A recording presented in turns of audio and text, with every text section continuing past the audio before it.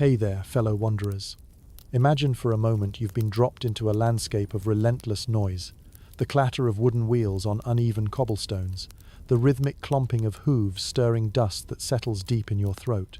The air is thick with sweat, smoke, and the pungent tang of animals, both living and dead. Your skin clings to the coarse fabric of borrowed garments. The sun has dipped, but the heat lingers, mixing with the weight of humidity that wraps around you like wet wool. A meager torch flickers in your hand, its light swallowed by the encroaching dusk. And all around you, strangers move with wary glances and tired feet, each step a gamble against thieves, disease, or simply the whims of the road. This is not a fairy tale. This is medieval travel, unforgiving, unpredictable, and almost always uncomfortable. And let's be honest, you probably won't survive this. So, before we dive deeper, I ask only this. If this kind of raw, unvarnished truth speaks to you, click like, hit subscribe, and leave a trace of yourself in the comments. Tell me your city, your time, your state of mind. Now, dim the lights. Let the hum of your fan blend with the wind of centuries past. Let's begin. And remember, in medieval times, even survival was a luxury. In this world, the concept of a quick trip is a distant dream. Roads are mere suggestions, muddy and rutted by countless hooves and wheel tracks, barely maintained and sometimes non-existent. Each step forward is a battle against the terrain, and it's a wonder any journey is completed at all. Your journey is plagued by obstacles, swollen rivers that lack bridges, robbers lurking in forested path areas, and the terrifying wilderness itself unmapped and unfriendly. Travelers often move in caravans for safety and companionship, their hubs of chatter contrasted sharply with the isolation of the medieval wilderness. It's a romantic notion we sometimes entertain while walking in the park an adventurer, strapped with a cloak, bound for some mysterious destination over the horizon. But as soon as you feel the rough rope harness bite into your shoulder from the load of your pack, the romance dissipates like fog under sunlight. You long for a paved road and a seat with suspension. Alas, you're left with nothing but perseverance and patchy routes, where progress isn't measured in miles but in feet and freezing hours spent in the open air. Historians discuss whether the primitive state of medieval travel actually propelled innovation. Did the roads of yore foster resourcefulness, or were they merely an enemy conquered by iron will? Yet, for all the debates and musings, one thing remains clear. Medieval travel was not for the faint of heart. Travel by land was marked by its slowness and unpredictability, and few ventured far unless necessity forced them. If you think a stuffy car or a bumpy airplane ride is the epitome of uncomfortable travel, imagine the horse-drawn wagons of the time. With every gallop, the wooden wheels bounce over stones and into deep grooves with bone-rattling intent, twice fraying your already jittery nerves. Occasionally, horses meet their limits, and you're forced to dismount, leading them over jagged terrain, their snorts almost resigned to their fate. You don't set your own agenda, the capricious whims of weather, and its vigorous heralds do, sometimes delaying progress by days. And let's not forget the encumbrance of luggage, or more accurately, the lack thereof. A singular bag, if you're lucky, carried all your worldly possessions.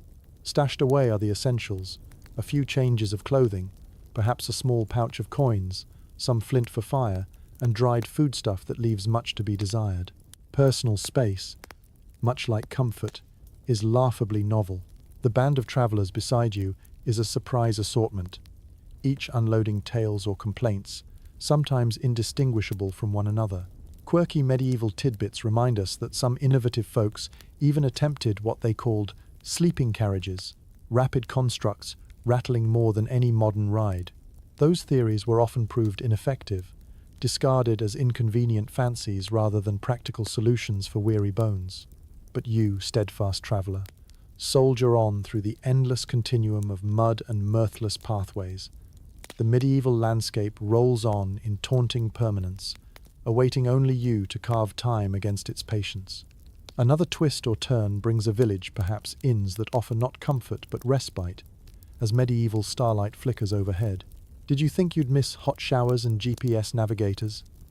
The medieval era teaches appreciation, for in this journey, even a solid meal and square foot of dry ground offer solace beyond measure. So before we dive deeper, I ask only this. If this kind of raw, unvarnished truth speaks to you, click like, hit subscribe, and leave a trace of yourself in the comments. Tell me your city, your time, your state of mind. Now, dim the lights. Let the hum of your fan blend with the wind of centuries past. Let's begin. And remember, in medieval times, even survival was a luxury. The echo of your footsteps merges with the distant murmurs of history as your journey through time truly commences. As the journey continues, you find yourself navigating the intricacies of medieval attire. Forget the trusty jeans and breathable cotton shirts of the modern world. Instead, you are enveloped in layers of scratchy wool, rough linen, and, if you're particularly fancy, a delicate layer of silk. Welcome to the discomfort of medieval clothing, where practicality frequently loses the battle to fashion, and what you wear is as telling as what you say. Clothing is not merely functional, it's a badge of your place in the world's hierarchy. From the peasants' coarse tunics to the nobility's ornate gowns, fashion conveys a social story to everyone. Imagine squeezing into multiple layers designed to announce status well before they allow for freedom of movement. You feel the weight of the fabrics pressing down on your shoulders, a consistent, curt reminder of your place in this structured society. Wool, particularly, dominates your wardrobe. It's the medieval version of the multitasker, known for its durability and rough texture, which seems to itch endlessly, especially when the weather turns warm. But why wool, you wonder, despite the discomfort? Historians still argue whether its prevalence was due to its ready availability, or some misguided belief that sheep fibers conferred some forgotten form of magical protection against the elements. Regardless, the coarse fabric is like a medieval second skin, practically protecting you while irritatingly close. Dressing isn't a personal affair. It's a communal activity requiring help from others to secure the layers properly. Every morning promises a fundamental challenge: lace, up, hook, tie, and cinch. Your fingers become cumbersome in the elaborate dance needed to strap yourself into clothing that neither bends nor yields. It is akin to armor, less metallic, but no less burdensome. Your attire not only defines your class, but influences how others perceive and approach you. In the elaborate ruffle of a noble's attire, one couldn't simply stride nowhere in muted dignity, yet one could command attention with the flair of embroidered patterns and vivid colors. A silent, visual cacophony amidst muted palettes of commoner attire. Those fine garments, while beautiful, conspire to keep you much busier than modern casual wear. Every speck of dirt and every loose thread announces itself conspicuously, demanding the vigilance of constant upkeep. Ironing, as modern folks know it, is a luxury not yet invented. Raised welts or key evolution. Who knows? For medieval children, clothing is a humble mimicry of adult fashion, leaving them vulnerable to the same discomfort and layering demands without the consolation of easily shed clothing. Their garb is often a loose fit, mawkishly exaggerating tiny forms, but still reinforcing their fledgling status within society. Despite the trials of daily dressing, the realm of attire is not without its eccentricities. Quirky medieval laws regulated fashions, with ever-fluctuating sumptuary laws dictating who could wear what. A helix of obscured rules stating what types of fabric, colors, and even styles were permissible. Imagine requiring a magistrate's permission chic passes from contemporary haute couture to flaunt the finer fabrics of life. Thus, while noble finery may stifle you, the mere thought of changing is restricted beyond choice or necessity by laws of custom and restriction. Your daily outfit becomes an element of storytelling, an accessory to the mundane aspects of life in this age. Perhaps you long for the simple pleasures of a breezy t-shirt, or wish to traverse without noticing the tight grip of one's waist or torso. With twilight descending and the world settling into a hushed lull for the evening, the removal of rigid layers offers some relief. As you peel off the wool and flaxen constraints in the quiet of twilight, briefly, however fleetingly, a muted comfort seems tangible, the relief of air meeting skin's gentle acclimation. Tomorrow, the routine resumes, the constant hitching of woolen capes over shoulders as necessities become ornamentations indicating resilience. Eventually, One might learn to appreciate the wool's promise its capacity to fend off chills and rain, just as it etched discomfort and resilience into history's attire tapestry. For now, endure with a wry smile the clothing that molds you into the era's narrative judgment by threads that whispers under a forever-changing sky. All ensemble pieces, from nimble gaiters to overbearing headgear, unite to define your medieval self, dressing you in tales where unease and elegance stride side by side. In the world of medieval times, you can't escape the symphony of scents that surround you, earthy, pungent, often unpleasant. This is the essence of a time when personal hygiene was a mysterious, sometimes suspect affair.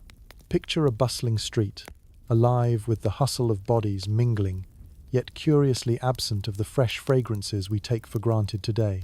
Welcome to the challenges of medieval hygiene, a realm where the norms would surely shock your modern sensibilities. The very air you breathe is thick with an indescribable medley.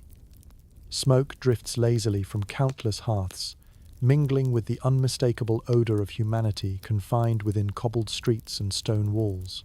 This mingling creates an aroma profile, the likes of which a modern perfumer has never seen. It lingers, oddly persistent, as open drains carry away anything deemed waste, sometimes right through the very center of city streets. Water, the fundamental element of cleanliness, presents its own peculiar trial. Sources are often shared with livestock, and streams acting as communal laundries leave questionable dirt to persist. You might try grasping the concept of running water only to find it an elaborate jest. There is none, save for what you muster in heavy buckets from communal wells or riverbanks. We haven't even reached the sophistication of communal baths or saunas yet. In this era, shared pools in bathhouses exist, but are far from modern ideals of cleanliness. Many swear by them, though historians still argue whether they did more harm than good. Soap, that bastion of cleanliness, makes infrequent appearances when it does. A crude concoction of animal fat and lye creates a rustic affair that scrubs more than cleans. Did the medieval soap simply defy sensibility, or was it habititious reluctance which championed the natural human bouquet? The debate lingers today. Daily bathing is scarcely conventional, relegated to infrequent occurrence typically shared within the household once water is procured, heated, and prepared. Instead, there's reliance on perfumes and other aromatic substances, a vain attempt to mask the inescapable reality of nature's cologne. Grooming, though approached with variance, is not ignored altogether. Personal regimes are managed with straightforward tools, combs of horn or bone, razors lacking finesse, and occasionally plucking hair with sharpened instruments, a throwback to primitive efforts. Medieval dental care, with its equal measure of futility and myth, leaves one toiling with powdered herb concoctions and twigged misadventures. Uniform fields of medieval life endure beyond personal scent. The streets themselves radiate a greater, omnipresent olfactory assault. You wander through thronging market squares laden with messy animal remains, vegetables amidst decay, and the general detritus of daily existence.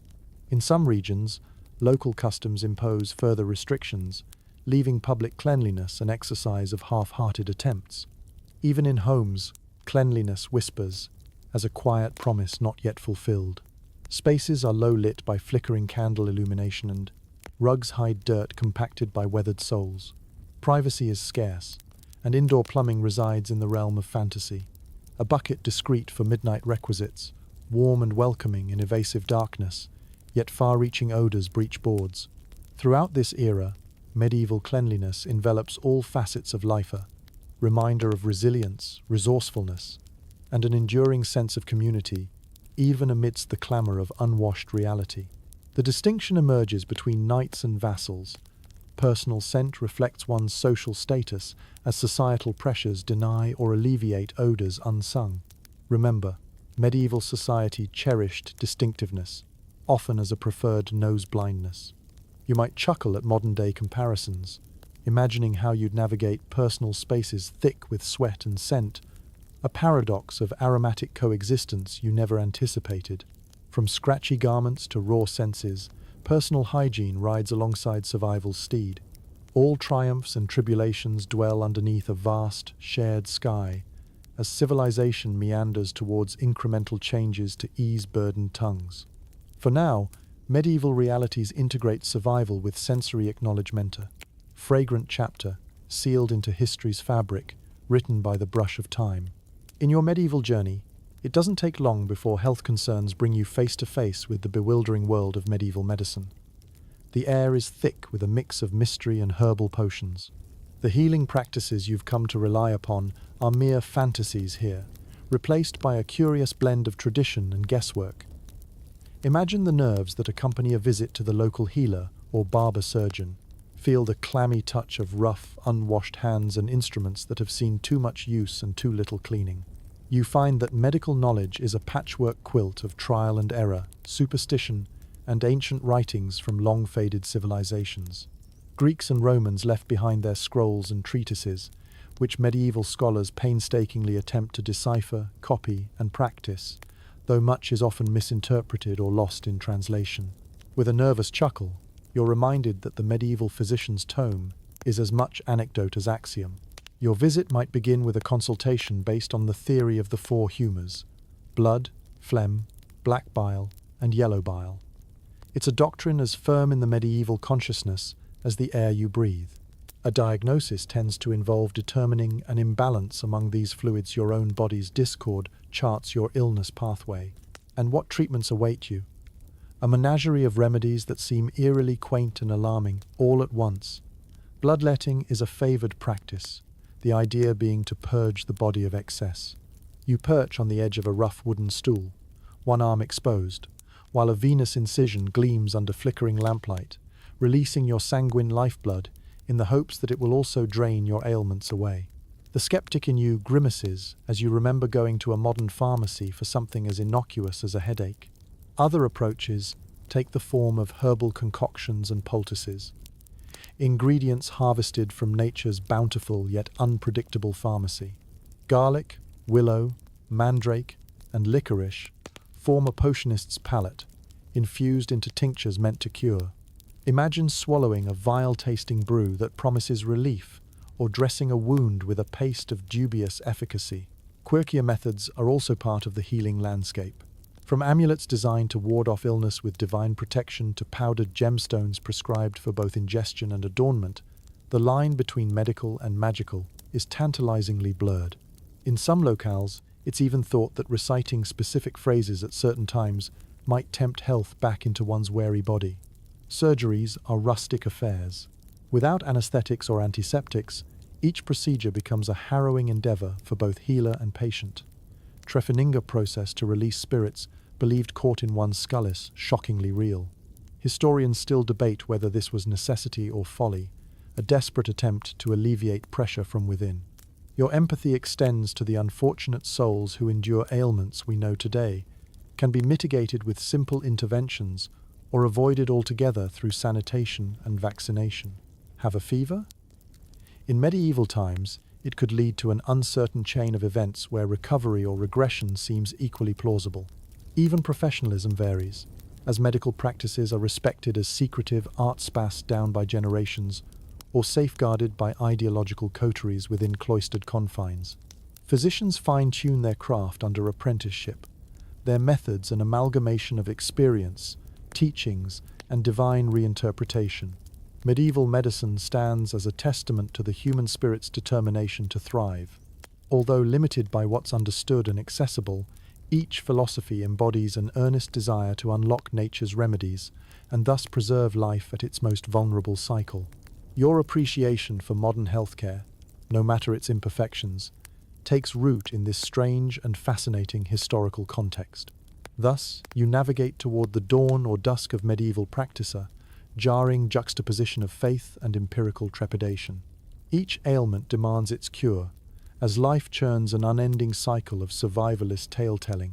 Even here, beneath stitched banners and ancient scrolls, the healer's hand shapes history, writing individual and collective narratives upon the great canvas of time. With your health precariously in check thanks to medieval medicine, you turn your attention to another essential aspect of daily life currency. Picture yourself jingling a small pouch that holds the promise of your livelihood. Welcome to the world of medieval currency, a landscape where coins are both markers of wealth and reflective of the era's complex trading systems. In this world, coins are not merely pieces of metal, they are history minted with the faces of monarchs, each one a testament to authority and prevailing power. The feel of cold metal in your hand is both satisfying and yet strangely puzzling. In truth, each region, sometimes even each town, mints its own coins, making compatibility across distances as uncertain as a travelling minstrel's attentive audience. The lack of uniformity in the currency is nothing short of baffling. You glance between a set of pennies that vary not only in weight, but alloy contenter, drastic contrast to the sleek, standardized bills of your knowledge. It's a time where gold, silver, and copper all jostle for importance, their value entirely circumstantial. Historians still argue whether this bewildering variety of coinage stimulated local economies or hindered broader trade. Bartering becomes a skill as crucial as wielding a sword. Often you'll find yourself trading goods or services instead of hard currency, particularly in more rural settings, where a good woolen cloak might have the same value as 10 gleaming coins in the city. Imagine negotiating where the unit of exchange is a bushel of grain or a fine, hand-woven basket, their values dictated by scarcity, demand, and necessity rather than any central economic policy. Engage in any transaction, and you discover weight and worth invigorate each exchange, every coin counterweighed carefully against a standardized measure. Trust is an unspoken currency, where traders rely on sharp senses to ascertain authenticity. Counterfeiting is rife, and the penalty for such deception severe. But the artistry that goes into minting serves as a form of hidden narrative. Elaborate engravings infuse each coin with a sense of time and belonging. The medieval marketplace reflects this chaotic harmony. Picture a backdrop alive with the clamor of vendors hawking wares, their voices rising over the din of haggling buyers, bargaining with earnest intent. Coin pouches, scour tables lined with spices, fabrics, livestock, and everyday essentials in an ever-balancing act of demand and provision. Yet, more often than not, these exchanges rely on human interaction, not stagnant price listings. Certain coins become imbued with charisma. The Venetian ducat or the Florentine florin are known across lands for their dependability and standard, backed by the might of flourishing international trade networks. Holding such a coin in your hand feels like clasping a small piece of the world, connectors that bridge cultural divides. You find a fascinating tidbit in the form of tally sticks, where notches on wooden sticks serve as debt records, an early form of accounting, defining obligations with precision and ease.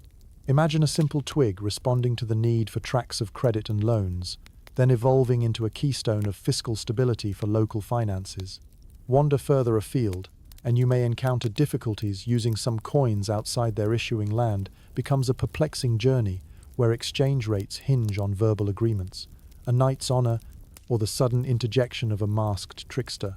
Medieval coins carry the weight of sovereignty, of lords and monarchs, affirming a centralized economic authority amidst the ebb and flow of civil power. They offer stories of prosperity, famine, and fealty etched and hammered into flickering metal discs. As evening wears on, the market settles into a gentle luller. Few vendors pack up, prep for the next bustling day, while others cater their final offerings with weary but timeless enthusiasm. In the closing murmur of a decelerating market, it's clear that medieval currency not only facilitated exchange, but also dictated human experiences. Whether in a windswept marketplace, or within the grandeur of a lord's keep, coinage confirmed status, structured lives, and told tales of commerce, conflict, and community, long after the last din of trade had quieted. As the medieval marketplace slowly drifts into the quiet embrace of the evening, a different hum arises, a more domestic kind of hustle. It's time to take a closer look at the medieval diet, an integral part of life that not only fills the belly, but also gathers communities around shared meals.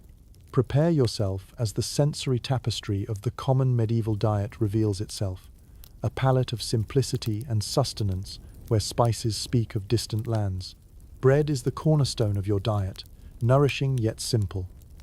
Its comforting aroma permeates the air as hearths burn steadily to bake each loaf, providing a sense of stability in uncertain times. Flour of varying quality from fine white for the wealthy to coarse rye or oats for everyone else defines the texture and density. Like many in your era, the loaves you eat are hearty and dense. Historians still argue whether the bread was deliberately baked sturdier to serve as a trencher, a kind of edible plate that absorbed the rich juices of accompanying stews. Pottage becomes another constant in your culinary life. A thick, bubbling concoction of grains, vegetables, and sometimes meat. Picture leaning over a simmering pot, its steam carrying a blend of hearty and earthy fragrances. For most, this humble stew is a daily ritual, a marvel of medieval necessity where what's seasonal and available merges into essential nourishment. Upon tasting, the flavors prove simple yet satisfying, strength to fortify long days under sun or shadow. Meat, while much desired, is a luxury for many. Its presence is occasional rather than routine, often reserved for the tables of the wealthy or for special occasions. When meat does grace your table, it's salted or smoked for preservation against the whims of nature. The taste is assertively bold, each bite a reminder of scarcity transformed into indulgence. Fish and seafood make regular appearances, especially for those dwelling near rivers or coastal regions. Eels wriggle into stews, salmon soaked in sauces, or the aroma of smoked herring wafts during trading days. Fishing isn't simply a means of sustenance, but a dansan art observed by many a medieval soul whose nets are cast as much with hope as with strategy. And while fresh produce fluctuates with the seasons, it doesn't always frequent your medieval diet as much as you'd prefer. Root vegetables like turnips and carrots fill in gaps between grain harvests. In the heat of summer, gardens offer cabbages and lettuces, earthy and fragrant under hot midday suns. Each bite nourishes and provides a taste of the land under your feet, simultaneously connecting you to Earth's cyclical grace. Dairying cycles into meals where cheese takes precedence as the milk is processed into forms built to outlast fleeting expiration. Thick, rich cheeses become both staple and treat, enriching diets with protein's tangible comfort. Milk and eggs, while less common, appear when available, gracing your mouth with rare richness.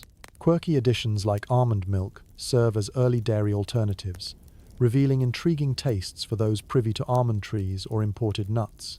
Meanwhile, humble fruits represent rarities, enjoyed in sweetened forms when in abundance, though truly, vine-picked grapes and orchard fruits remain mostly fanciful aspirations.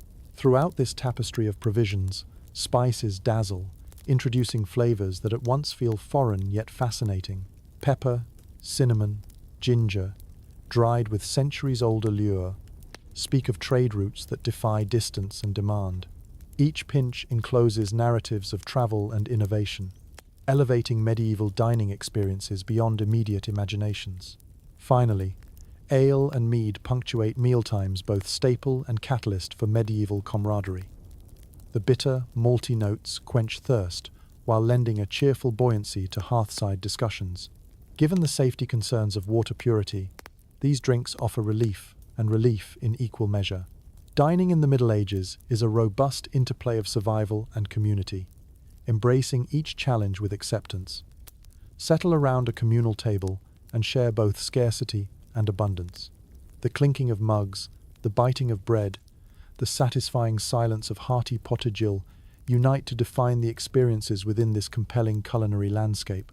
And so, your foray into medieval fare reveals an era defined by resourcefulness and creative sustenancia, period where humanity's perseverance manifests deliciously, where each meal renews bonds, and where the cycle of seasons gravitates inexorably onwards. As night enfolds the medieval world in its shroud, you find yourself facing the inevitable need for rest. Welcome to the realm of medieval lodgings and sanitation, a place where comfort takes a back seat to necessity, and privacy is a luxury most can only dream of. Your evening finds its resting place in a modest inn, a far cry from the sanitized, plush hotels of contemporary times. Imagine stepping into a dim room, dimly lit by a thick candle sputtering against growing shadows. The air smells of mingled bodies, and faint drafts of smoke from the hearth. The room resembles more of a communal hub than your private sanctuary.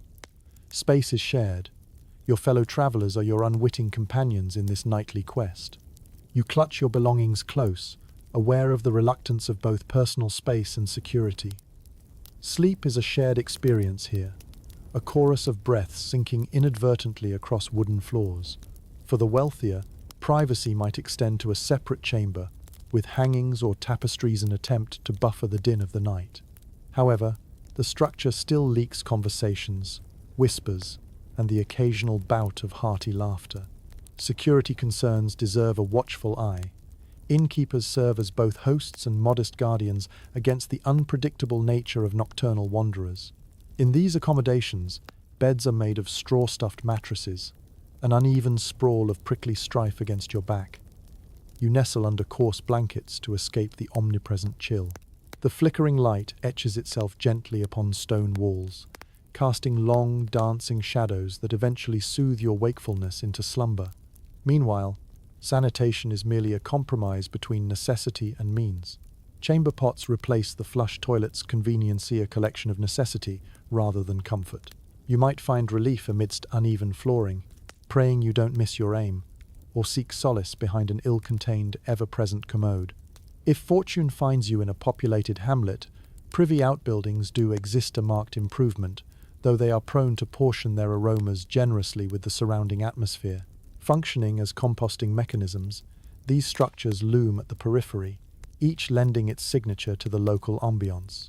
Streets themselves often double as drainage courses, where residents dispose of waste, relying on the generosity of inclement weather to cleanse thoroughly. Vertiginous rooftops channel rain, straight down to echo loudly upon stones, sweeping detritus groundwards, a ready reflection of humanity's urban tapestry. Sanitation vigilism is almost non-existent, and often treated with disregard. Tools of convenience predominate over hygiene regulation. Despite rudimentary conveniences and evolving practices, bathhouses endure as relics of Roman sophistication, a moderate scene of cleansing, albeit shared by the masses. Their social embrace compensates for rudimentary indulgences, where even freshening up invites friendly banter and modest wisdom exchange. Life embraces imperfection, finding respite amid prevailing simplicity. Recall the hiss of an open flame, feeding life into a cold chamber, defiant of draft intrusion. The boarded walls channel your thoughts across rafters, settling over a facility punctuated by functionality.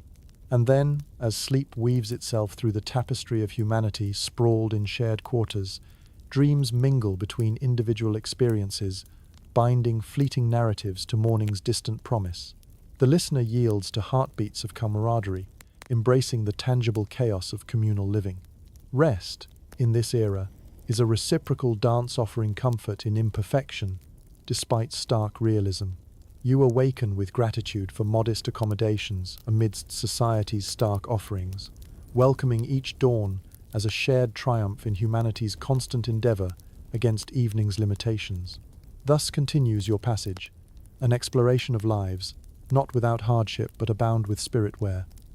Lodging is not the final destination, but an encouraging rest stop in an unfolding journey.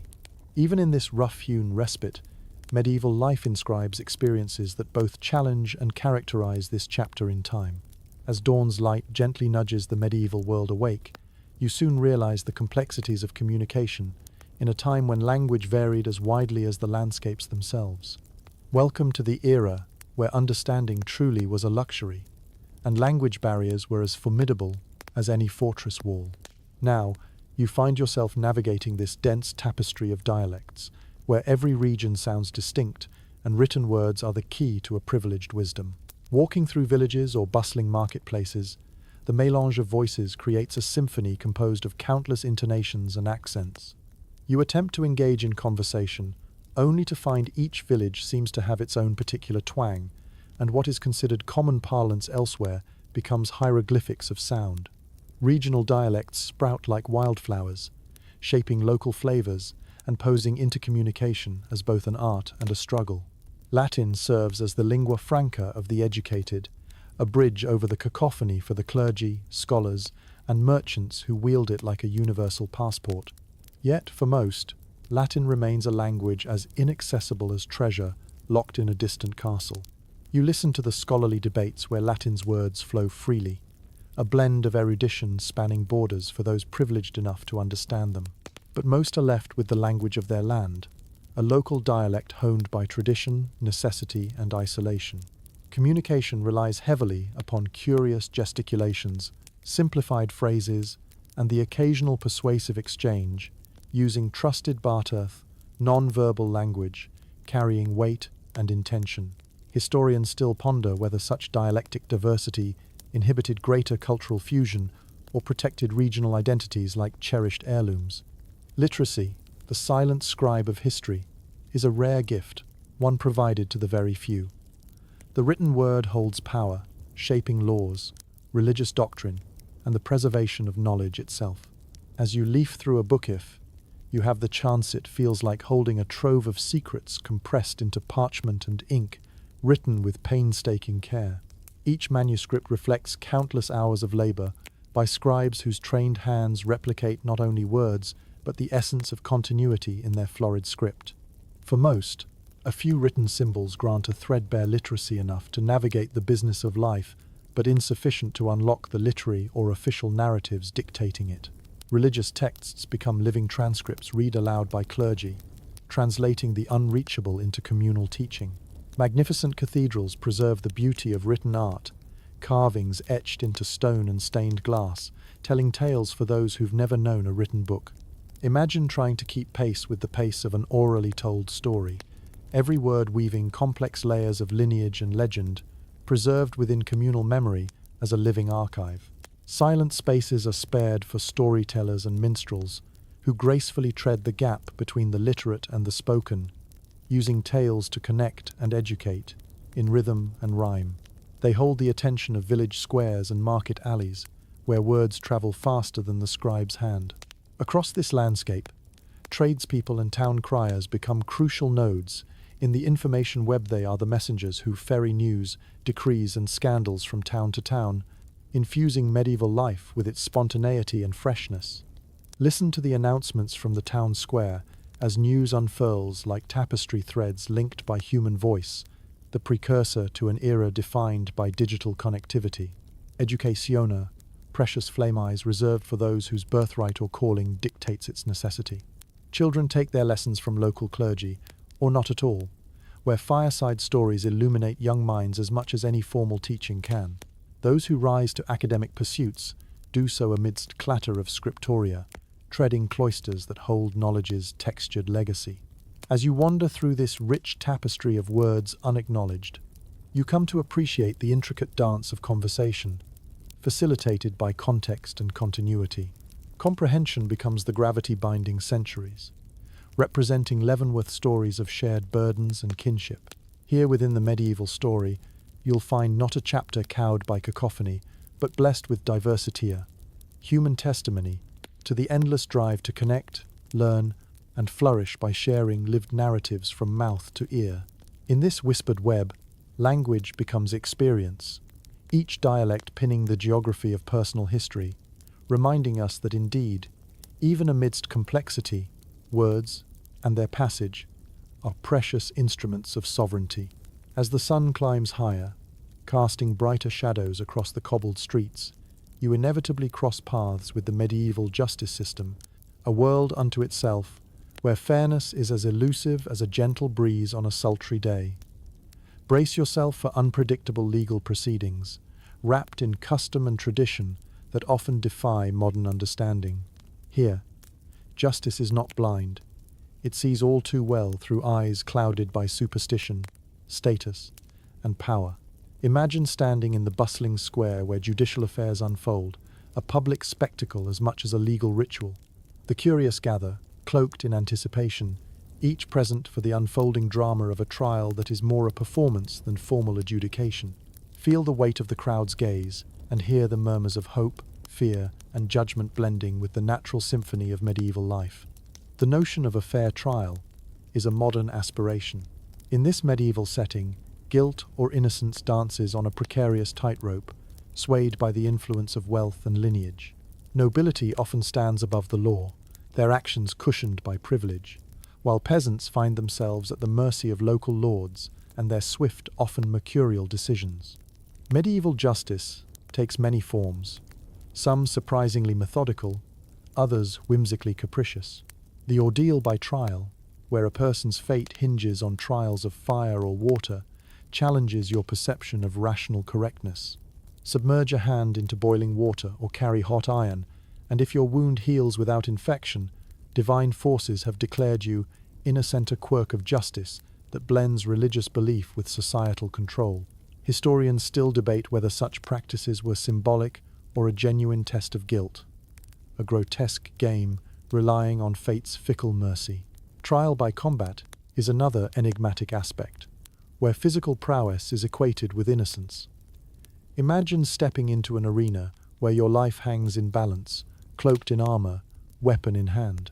Your ability to best your opponent supposedly proves your virtue, harsh logic drawn from both judicial thought and spectator delight. Certainly those unwilling or unable to fight must rely on champions or yield to a confessed fate. Feudal courts dominate the landscape, where local lords hold sway over justice, meted out at their pleasure. For every case involving land ownership to trivial disagreements, their decisions are final and binding. In towns, matters might be overseen by guilds, each holding jurisdiction over matters tied to their trade.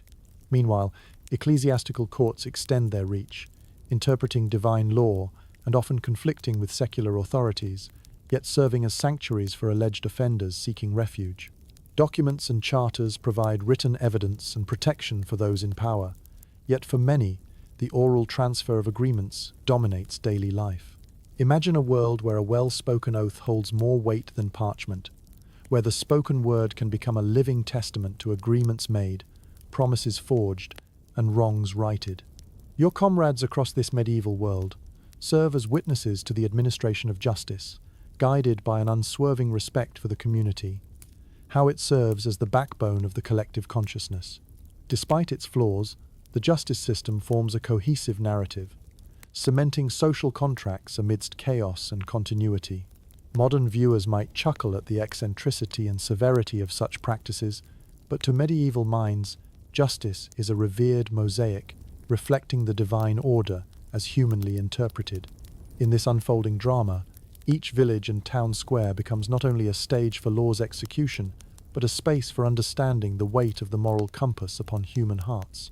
As you step away from the courts and back into the hum of daily life, you carry the impressions left by this exposure. Trials and wisdom continue weaving your personal narrative, prompting deep reflection on the evolution of justice amid the rhythmic, pulsing interludes of history. Thus continues your journey, each step accompanied by the echoes of judgments, past a whispering counsel against the tapestry of time and consequence. As life in the medieval world rolls on, a spectre looms large over every street and village, a shadow that strikes fear into the hearts of old and young alike. This is the era of the plague, the formidable and relentless adversary against which survival becomes a daily triumph.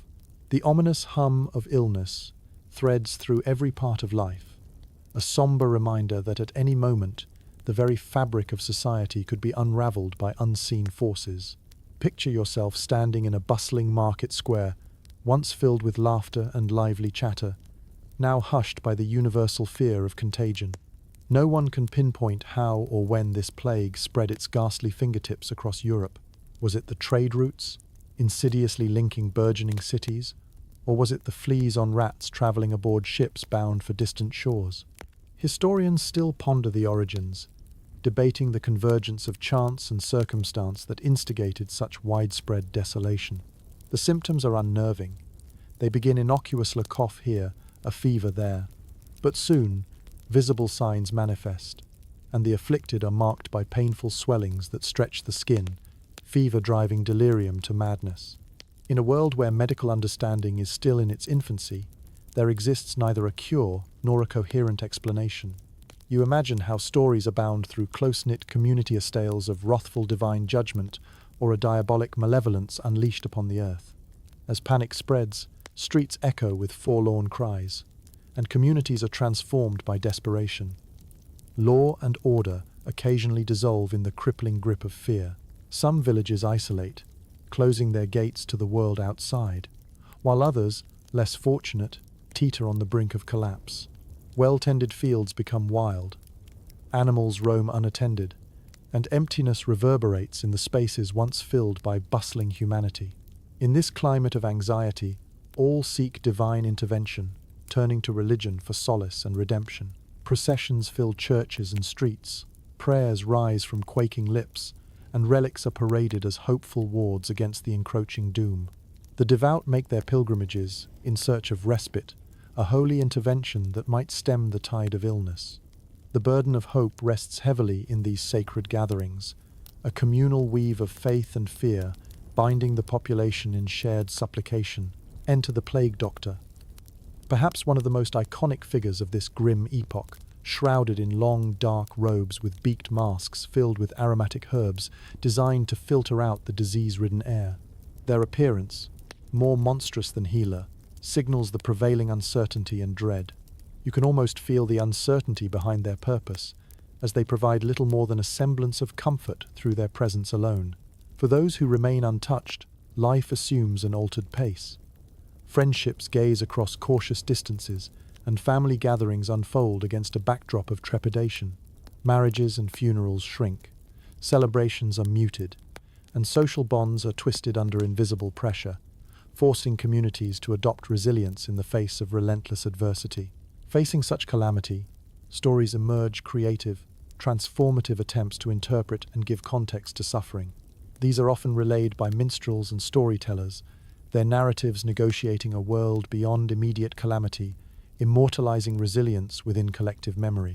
As you navigate the avenues left in the wake of the plague, it becomes apparent that this great equalizer respects no status or privilege.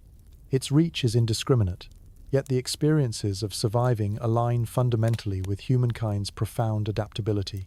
Plague becomes a dark canvas, wherein societies sketch out newfound solidarities amidst inevitable loss. Amidst the gloom, you witness the enduring heartbeat of human spirit, the perseverance and kindness rendered amidst dread, the resurgence of faith and knowledge, and an unyielding belief in a future free from affliction. Slowly, life finds a rhythm within the chaos, forging new normals. Reflecting on these whispers of mortality, you'll find a richer appreciation for the invisible ties that bind societies together. The plague, a haunting spectre, leaves behind a legacy of tenacity and renewal, embedding essential lessons that teach us resilience and the value of compassion as enduring balms against fear's ever-reaching hands. As the spectre of the plague flickers at the edges of daily life, another force weaves unyieldingly through the fabric of the medieval world religion. With its rituals and superstitions, influences nearly every aspect of existence. Imagine walking through the arched entrance of a grand cathedral, whose spires stretch like the yearning hands of its parishioners towards the heavens. The air inside is cool and carries the faint scent of incense, each swirl lifting your spirits upward to where sacred meets the divine. Religion is not just a personal matter. It's the lifeblood of communal identity, a binding force that dictates the rhythm of everyday life. It provides an understanding of the world and an explanation for the unknown comfort in the belief that a divine order oversees human affairs. Towns and villages revolve around their churches, the bells marking time and guiding the faithful in prayer. Time itself seems to move to a celestial cadence, each saint's feast day noted in the annals of religious calendars that jostle nature's cycles alongside spiritual observances. The Church's influence extends to education and governance, a cornerstone of medieval society with its dual capacity for inspiration and control. The papers and parchments preserved in monastic scriptoria are infused with careful sanctity, safeguarding scripture alongside philosophy. The clergy occupy powerful roles, guiding moral and ethical discourse, serving as mediators in disputes, and overseeing the distribution of charity, their authority both revered and resented. You notice the central role of relics and saints, their stories woven into the tapestry of faith. Each relic a tangible connection to holiness. Pilgrims flock to these sacred remnants with a yearning for miracles or penance. The belief in relics underpins pilgrimages, where paths become conduits of religious fervor, an act of walking prayer that bridges the physical with the divine. However, beneath the well-worn hymns and gilded altars lie superstitions as thick as shadow and as unknowable as fate itself. Belief in supernatural forces pervades life. where unseen spirits are thought to exert control over daily fortunes. Charms and amulets are commonly used to ward off malign forces. Their protective designs charged with mystical significance, handed down through generations. You'll find houses adorned with crosses marked in dust over doorframes, whispers of protection against the unseen threats lurking as midnight entities. Historians still argue about the extent to which superstition and formalized religion coexisted, whether one bolstered the other or undermined doctrinal purity. Yet to the people living in these times, the boundary between sacred belief and superstition is opaque, as both promise some semblance of control over the unfathomable forces of nature and destiny. Into this vibrant mosaic of belief steps the figure of the preacher, a man or woman adrift, yet anchored in oral tradition, sharing tales of saints and dire warnings, interceding with veneration and vigor amongst the massed congregation.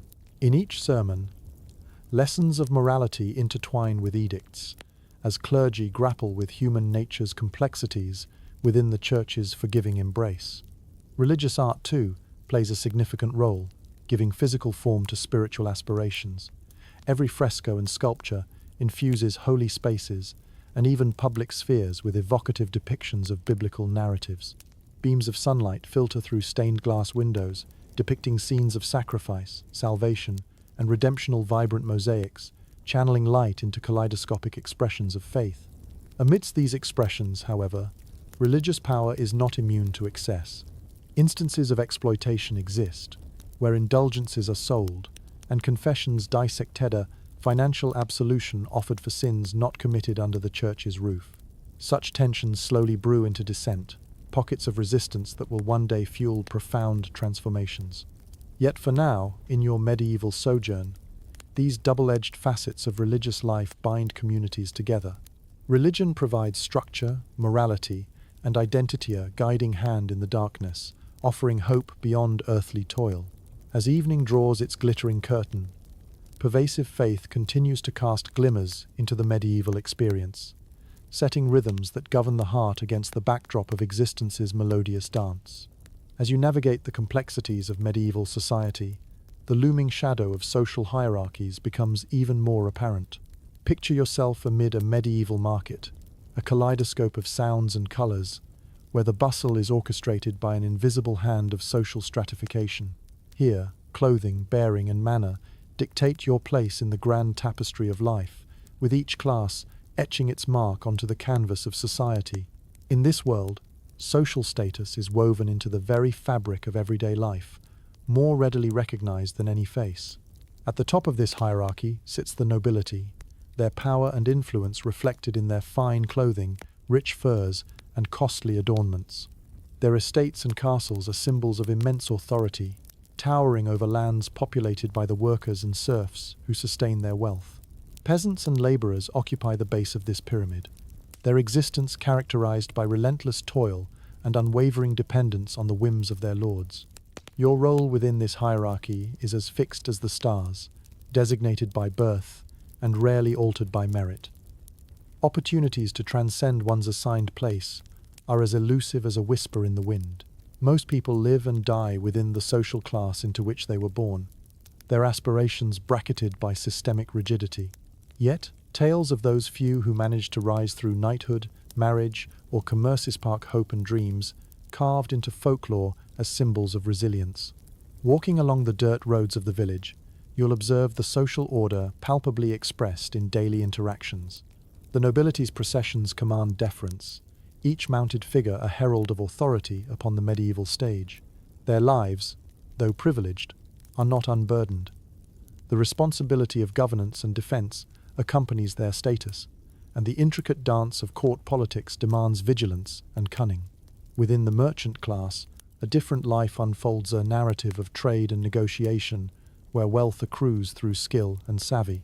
Their influence swells with their coffers, extending beyond local markets to partaking in the wider tapestry of the bustling centers of trade. Guilds govern artisan professions, each guild a mini-society with codes and hierarchies unto itself. Artisans labor meticulously, contributing not merely goods but artistry, embellishing mundane existence with crafted excellence. For peasants, life is closely tied to the soil's fertility, pivotal to their survival. Fields stretch under wide skies, their bounty a blend of sweat, fortune, and divine grace. The work is unremitting, seasons dictating each phase of life, yet communities hold tight-knit bonds in shared struggle and celebration alike. Festivals and fairs become precious interludes, painting festivities across the tedious backdrop. In matters of governance, justice, and religion, social rank echoes its influence. Law underscores privilege, its execution often swayed by status. The church alone presents a quasi-meritocratic avenue, with monastic life offering stratified social elevation among the devout.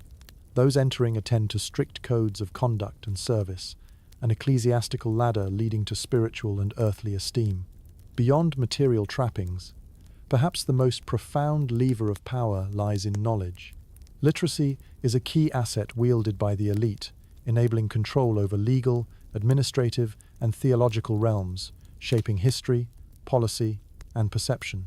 The illuminated manuscripts and recorded chronicles are precious, trapped within cloisters of both stone and thought, misted by candles' glow, but guarded from the touch of common hands. Social hierarchies, despite their rigidity, offer a framework in an era defined by uncertainty. They impose order, a locus of identity upon which communities anchor. You witness the characters of a societal play, molded by rank, who echo humanity's strengths and frailties, bound by an elaborate network of mutual reliance. Within this unyielding hierarchy, a legacy emerges, a fusion of identities molded by duty and ambition, preservation and change crowning the medieval experience. Part mythos, part reality, the social order etches dynamic patterns against time's relentless march, forming layers upon which future narratives will flourish and reform.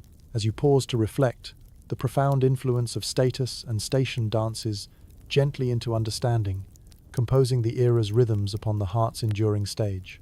As the sound of daily life in the medieval village fades, the distant but hauntingly familiar clamor of warfare edges into awareness. Welcome to the gripping world of medieval knights and battles, where chivalry, duty, and the grim realities of warfare entwine in a turbulent dance of metallic clangor and shifting glory. Visualize the spectacle of knights preparing for battle, their armor clinking softly with every determined step on the dew-kissed grass of a new dawn.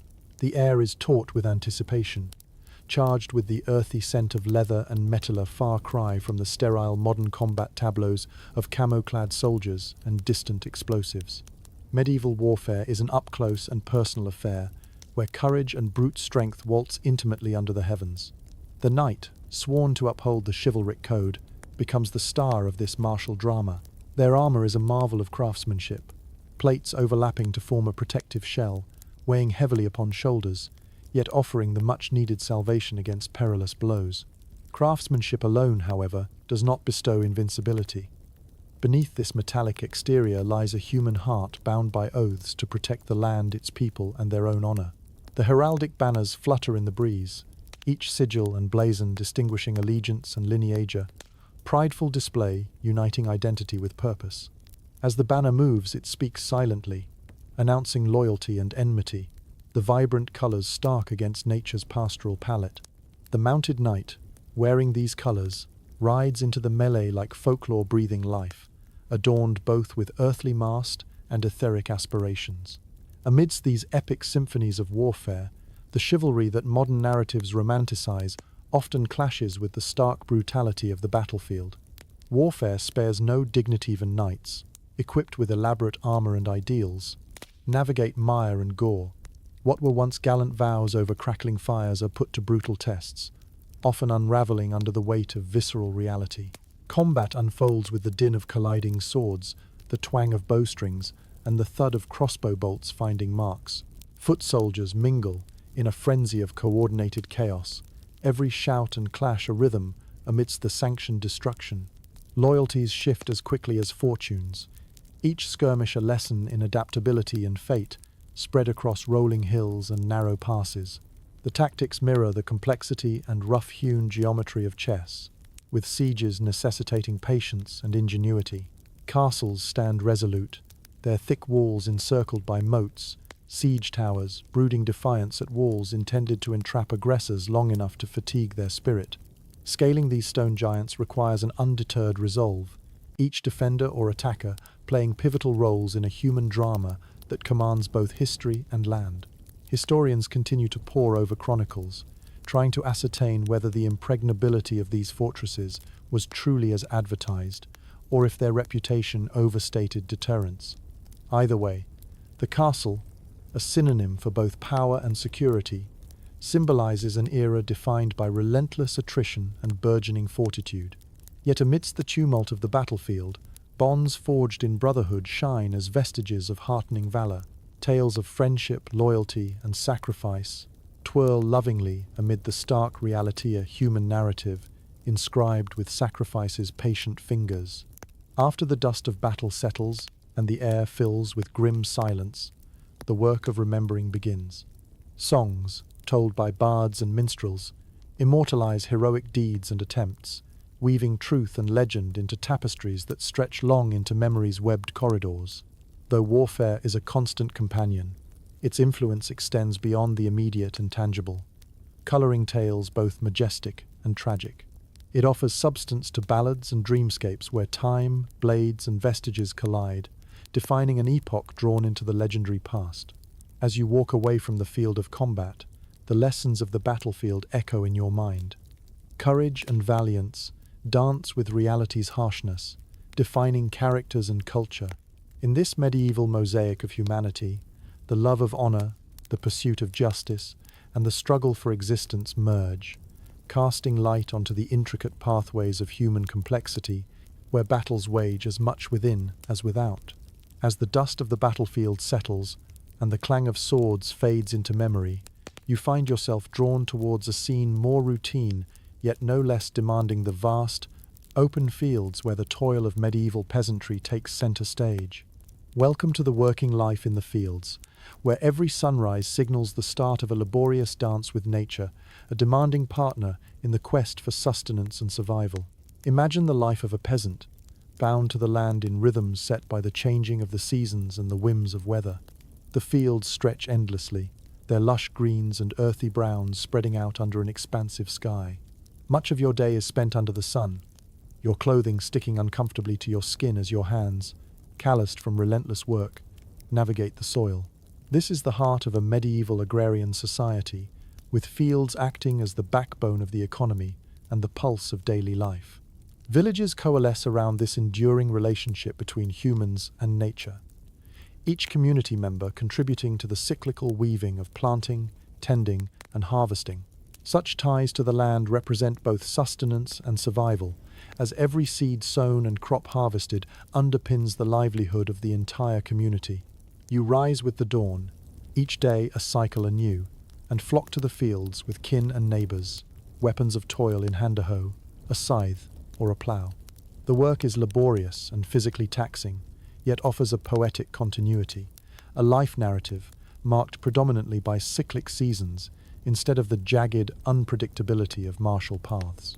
Here, the cycle of life and death intertwines with nature's bountifulness. The soil, rich and dark, requires constant attention and yields only to dedication. Both persistence and patience are virtues honed over endless seasons. How well the harvest goes dictates not just the welfare of a family, but the stability of the village and its interwoven relations. Throughout the day, your senses are attuned to nature's subtle indicators. The rustle of leaves and the soft sigh of the wind across the fields inform decisions vital to your crop's survival.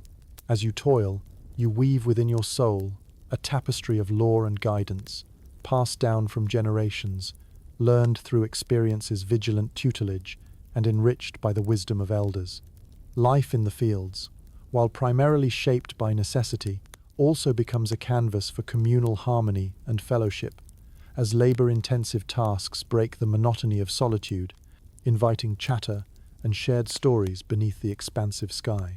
Jokes lighten the mood, weaving into the cadence of scythe strokes and harvest banter, forming bonds that tether spirits amidst enduring hardship.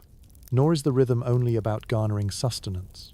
Occasional communal gatherings inject moments of celebration into the pastoral routine. Festivals mark seasonal transitions with feasting and dancing. The Harvest Festival, for example, provides a vibrant break to acknowledge collective toil and give thanks for nature's bounty, fostering resilience and adding buoyancy to lives entangled in steady perseverance. In the interlude between planting and harvest, strategic crop rotation ensures the land's fertility, a knowledge carefully guarded and ever refined with each cycle. The village, echoing its own heartbeat, pulses synchronistic movements across furrows, reflecting an era enchanted as much by seed and sunlight as by superstition and custom. Although peasants remain tethered to the land they tend, their relationship is not passive. The earth's toil speaks a language known profoundly, a conversation sustained by tillers' hands, sculpting the landscape across the years, etching pathways where silence and sweat entwine. As dusk approaches and the workaday concludes, the gentle ebb of evening permeates the horizon, offering a much-needed siesta amidst the sounds of settling earth. Under starlit canopies, you savor moments of respite, knowing that tomorrow the cycle returns, a testament to both the fragility and fortitude anchoring medieval existence. In this tapestry of life, the field represents an elemental force, shaping history and humanity, enriching the ground with faith's ploughed persistence. Your hands, stained by soil yet animated by hope, continue sowing the seeds of legacy defined by endurance, imprinted with nature's rhythmic embrace. As daylight dims and the labors of the field give way to the twilight's quieter rhythms, the medieval world unfurls its tapestry of entertainmenta realm, where laughter and awe punctuate the humdrum of daily existence. Now, let's delve into the avenues of medieval entertainment, where pastimes entwine politics, pleasure, and performance in a curious blend of festivity and ferocity. Envision a lively village square, or the expansive courtyard of a nobleman's castle, buzzing with anticipation. The air is fresh with possibilities, carrying sounds of nearby merriment and distant echoes. It's here that a fascinating array of performers, jesters, minstrels, and troubadours stake center stage, infusing life with color and sound. Minstrels roam from village to town, the lyrical threads of their songs weaving stories of heroism, romance, and folklore. Their melodies, accompanied by lute or lyre, resonate through the crowd, painting tales of far-off lands and gallant deeds that simmer before the audience, like the glinting embers of a story shared round the hearth. These traveling musicians craft narratives that bridge gaps between knowledge and imagination, their narratives colored with lively descriptions and wry humor. Jesters, multifaceted artists who skillfully entertain with satire and acrobatics, hold a unique position. They wittily navigate the delicate balance between ridicule and reverence, their antics designed to amuse and provoke thought in both peasants and nobility. With brightly colored clothing and effervescent energy, they serve as both societal mirror and safety valve, offering commentary cloaked in jest that illuminates shared vices and follies. Tournaments represent another pinnacle of medieval entertainmenta, thrilling blend of spectacle and skill. Knights clad in dazzling armor charge upon their steeds in jousts, the clang of lance on shield and the tumble of horse hooves against earth igniting the crowd. Each clash embodies ideals of chivalry and personal prowess, as spectators cheer for favored champions and bask in the shared celebration of gallant conduct. Beyond the world of knighthood, local festivals dot the calendar with vibrant, exuberant events that showcase the community's creative spirit. Fairs feature street performers, juggling flaming torches, or magicians crafting illusions that captivate inquisitive children and adults alike. Booths brimming with handmade crafts, exotic goods, and savory foods attract the fascinated throng, engaged in the age-old dance between buyer and seller. The laughter of children and the haggling cries of merchants weave a living tapestry of sound that drifts on the evening breeze. One quirky and often overlooked form of medieval entertainment is animal combats, pitting beasts like bears or bulls against each other or against human opponents. A raw display of nature's untamed strength, intended to both entertain and admonish those who dared test fate's audacity. Dancing, too, becomes an exuberant outlet, transcending social boundaries where gentry and common folk might dance side by side under moonlit skies. Rustic songs pour from hearts and wither into feet, creating patterns of movement intertwined with laughter and camaraderie. Historians continue to debate the influence of these forms of entertainment on social and political dynamics within medieval societies. Were they bold acts of defiance, reinforcing communal bonds, or mere escapism affording respite from the relentlessness of serfdom? Whichever their core purpose, they offer a unique lens into the cultural fabric of the time. As night deepens, these entertainment venues simmer down, leaving behind memories of festivity and fellowship. The stars emerge, shimmering above, perhaps hearing the echoes of jesters' laughter and melodic strains blending with the heartbeats of a community bonding over shared experience. Even amidst the struggles and persistence life demands, these joyous interludes carve out spaces of collective gaiety. Each performance, each song, each joust allows moments of levity to seep into routine, crafting a multi-layered epic where joy, resilience, and the transient nature of time entwine in the spirited embrace of medieval revelry. As the glimmer of festivities fades into the tranquility of night, the medieval world reveals yet another layer-an intricate tapestry, woven with the roles and restrictions guiding women through every facet of life. Imagine stepping into the shoes of a medieval woman, where societal expectations and limitations form the boundaries of your existence, but also offer stories of quiet strength and resilience. In the grand hall or humble hearth alike, women play diverse, integral roles. From noble ladies to peasant women, each bears responsibilities that sustain familial, economic, and social frameworks. Picture the hands of a noblewoman, adorned with delicate rings, yet skillfully managing the complexities of a large household, mediating between duty and privilege. Her days are filled with overseeing the works of the castle, from the kitchen and vineyards to the intricacies of estate management, and often engaging in delicate diplomacy among peers. In contrast, the life of a peasant woman brims with hands-on exigency. From dawn to dusk, she works alongside men in the fields, her fingers dirtied by soil and labor. Once the tools are laid to rest, she returns to her thatched abode, where domestic tasks await spinning yarn, baking bread, and tending to children. Her role embodies a cyclical endurance, a resilience forged under necessity's unwavering gaze. Marriage is a pivotal aspect, defining much of a woman's path.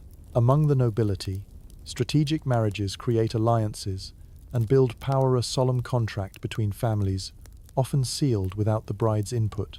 Despite the nature of such alliances, noble women find means to exercise influence within the confines of marriage, maneuvering through court politics with astute judgment and measured grace. Peasant women, too, find marriage both a necessity and a partnership governed by practicality. Couples survive by complementing each other's roles in an unspoken agreement, a bond fortified by shared struggles and hardships. Here, the home becomes a nucleus, with life lived in a harmonious dance between fields and family. Yet, while women operate within prescribed roles, they also undergo stringent constraints. Society's expectation perches heavily upon them, from adhering to modesty in dress to embracing the nurturing archetype. The Church's doctrine often shapes views on womanhood, presenting Mary as the ethereal ideal, a vision of chastity and obedience, casting long shadows over secular life. But beyond constructs of benevolence and meekness, some women blaze paths into religious life. Convents offer a refuge for those seeking autonomy away from temporal demands. Within these enclaves, women engage in scholarly pursuits, illuminating manuscripts, dispensing medicinal wisdom, and quietly influencing ecclesiastical matters. Here, the spirit finds a sanctuary where contemplation and community intertwine, nurturing both faith and intellect. Remarkably, women also engage in trade, managing stalls at markets, crafting within guilds, or holding posts in burgeoning towns. While guild membership is often reserved for men, many craftswomen hone their skills beside family workshops, leaving indelible marks upon trades like weaving, brewing, and midwifery, a narrative of agile tenacity across restrictive veneers. Quirky tales of powerful women surface, figures such as Eleanor of Aquitaine or Joan of Arc, whose legacies defy societal norms and punctuate history with clarity and purpose. Historians muse whether these outliers are anomalies or intrinsic tributaries to the unfolding continuum of women's influence. In literature and song, women become muse, and narrative conduit ballads capture queens and heroines who, through courage or cunning, foil adversity and shape events with unsuspected dexterity. Thus, within the tapestry of medieval life, despite the paradigms and parental confines, women navigate their paths artfully. Their identities blend creation and tradition, duty and aspiration, daylight toil, and moonlit introspection, animating a dance within the cradle of gentle defiance. Each woman's story a unique chord within the grand symphony of medieval society echoes an enduring truth. The strength of spirit and quiet courage triumph against the constraints imposed by time and tradition alike. As the medieval world continues to twirl and evolve, you find yourself stumbling upon a realm where the lines between science and magic blur the mysterious world of alchemy.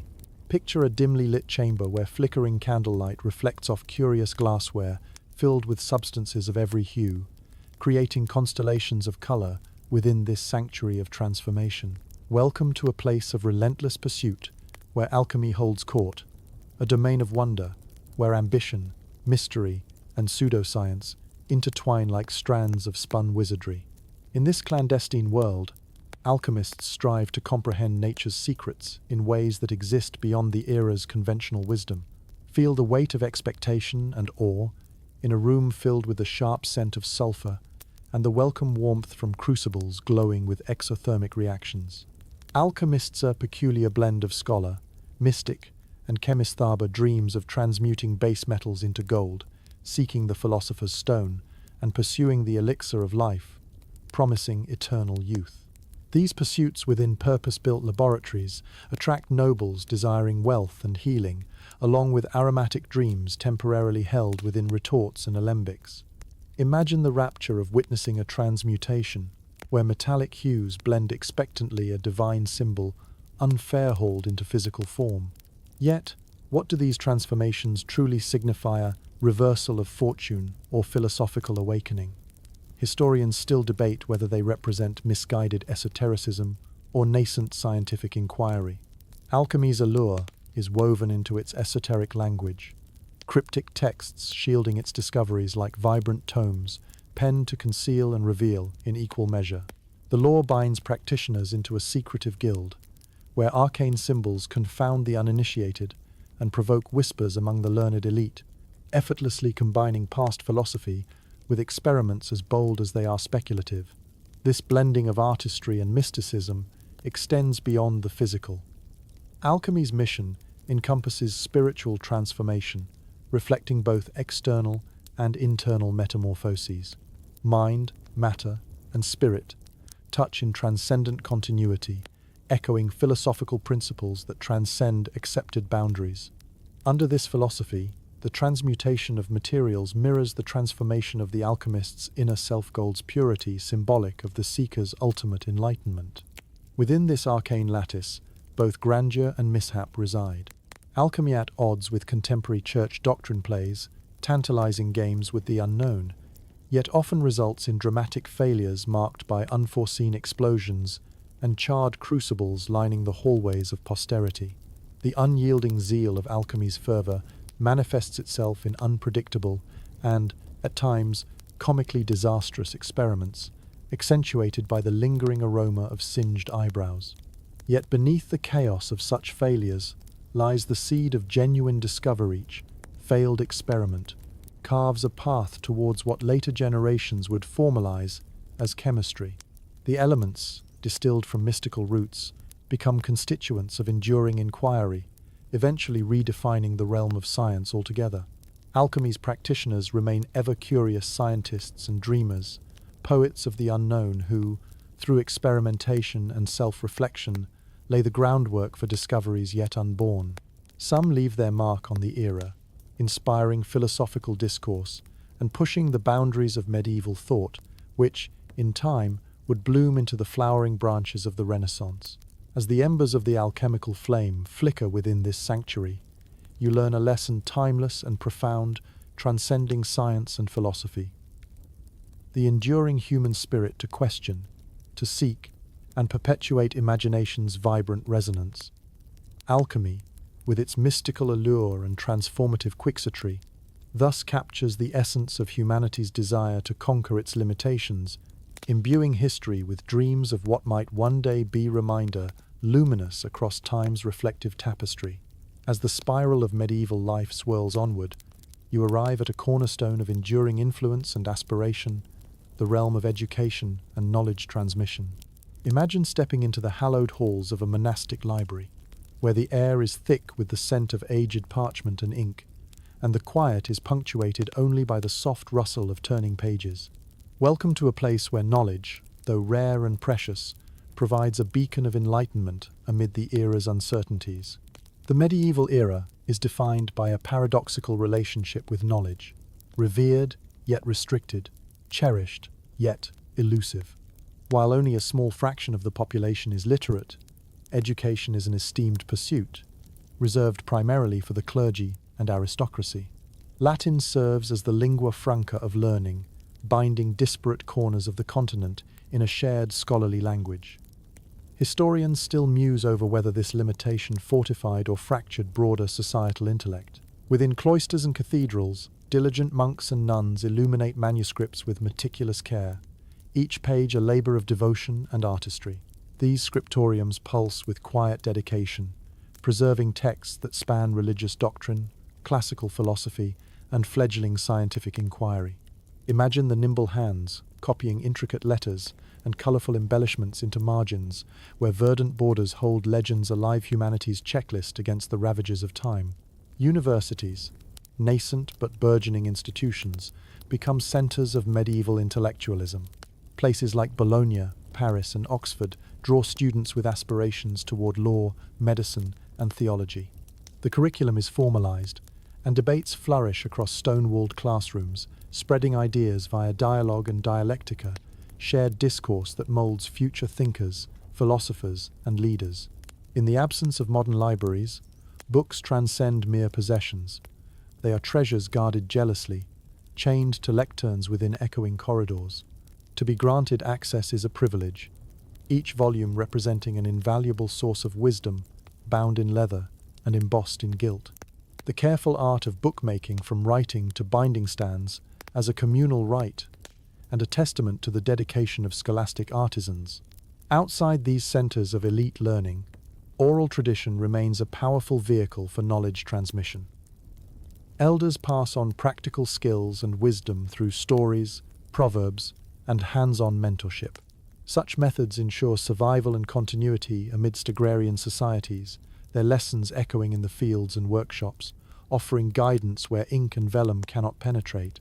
Women, while often excluded from formal education, find alternative pathways for learning within convents, where nuns study scripture and advance herbal medicine, quietly nurturing fields of knowledge in which they are allowed to tread. Their contributions prove invaluable, yet often uncredited, whispered behind cloistered walls like seeds before their time. In the broader tapestry, universities and monasteries occasionally clash with religious orthodoxy trailing fingers against new ideas, suspicions simmering beneath theological inquiry. The pursuit of scientific intrigue, sparked by alchemy or astrological curiosity, counters interpretations of divine mysteries, kneading thought into complexity. Quirkily compelling are self-taught polymaths, whose curiosity leads them into unrestrained exploration tinkerers, whose inventions and theories thread the line between genius and madness, inspiring the next leap into the unknown. Meanwhile, knowledge travels at an unhurried pace, meandering across trade routes and cultural exchanges. Travelers and merchants ferry manuscripts and ideas along silk and spice paths, spreading whispers of novelty into towns and villages.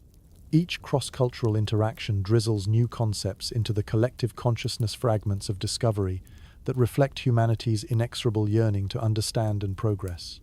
Amid the shadows and revelations of medieval life, it is the hunger for knowledge that prompts the ceaseless inquiry, fueling a lavish mosaic of discovery touching souls who traverse an ever-unfinished voyage of enlightenment through realms both seen and unseen.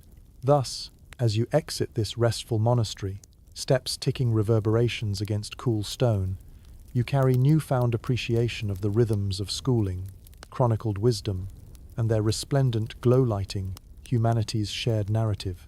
Embracing this era of intellectual cultivation enhances the dialogue with history, whispering unseen guidance into future pursuits, a timeless testament to curiosity's enduring legacy. As you traverse the verdant tapestry of medieval Europe, another journey unfolds, a pilgrimage, where spiritual quests intertwine with adventure and devotion. Imagine joining a vast, winding procession of pilgrims, each step forging a path towards sacred destinations sprinkled across the continent. The journey of pilgrimage becomes not merely a physical voyage, but a profound odyssey of the soul, each footfall echoing with purpose beyond the tangible. Set out on a path marked by the feet of countless pilgrims before you, where the earth beneath you is well-worn and reliable, a living testament to humanity's perpetual search for meaning and redemption.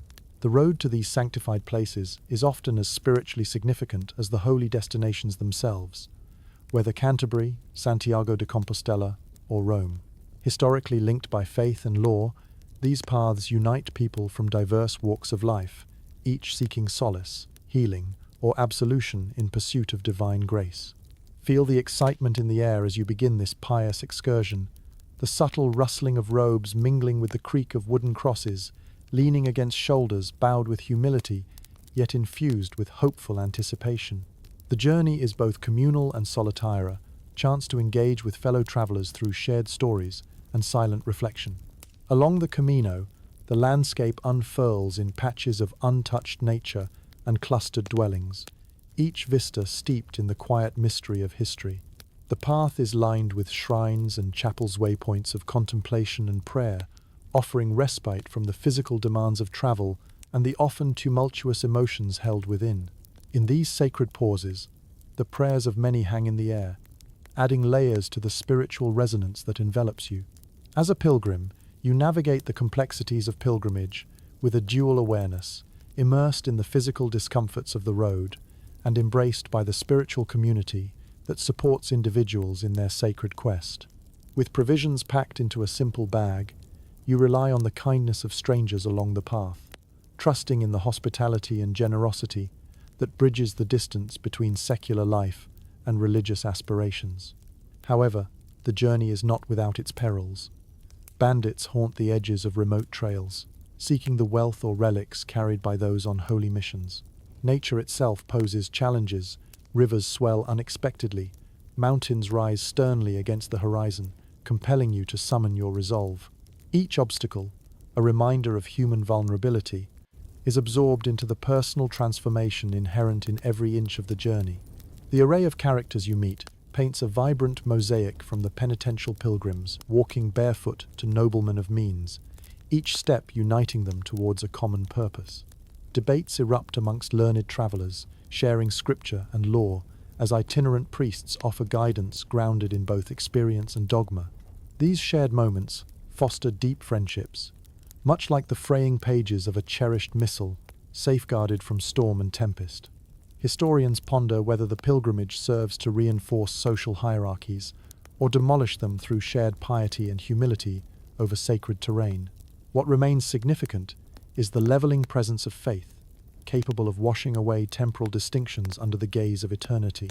Upon reaching the destination, whether the shrine of a revered saint or the embrace of an ancient cathedral, you are suffused with a sense of completion, coming home to oneself through devotion and perseverance. The sacred relics, awash in candlelight and veneration, bear witness to hopes voiced in hallowed whispers, yearning for transformation and transcendence. Return from the pilgrimage altered, bearing inner peace and stories that weave into the vast fabric of tradition and faith, a tangible reminder of an enduring spiritual journey.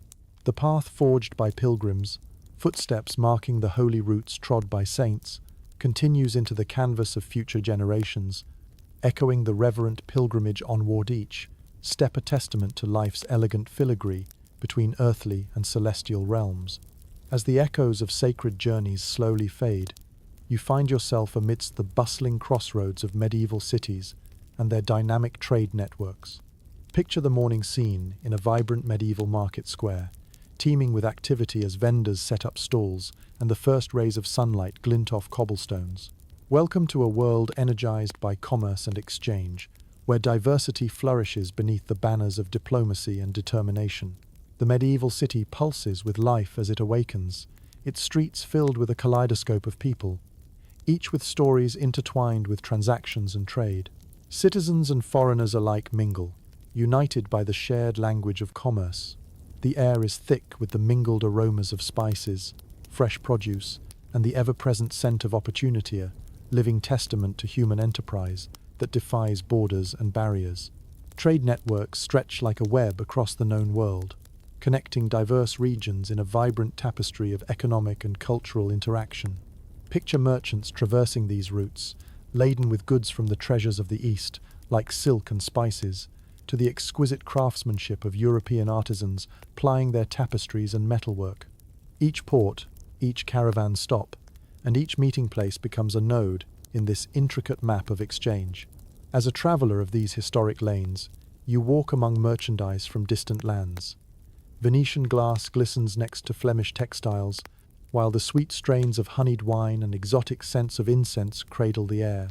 Every trade item tells a tale of distant lands, and your senses are enveloped in a cacophony of voices bargaining for the best dealan. Eternal dance of supply and demand, infused with the lively spirit of human interaction. Merchants exert an influence, rivaling that of nobility, their savvy enabling them to sway economies. Guilds stand as pillars of this mercantile order, regulating trade practices while safeguarding the secrets of their crafts. Each guild is a powerful society within the greater urban framework, a blend of fraternity, mutual support, and competition marked by distinctive symbols and adhered to by collective oaths.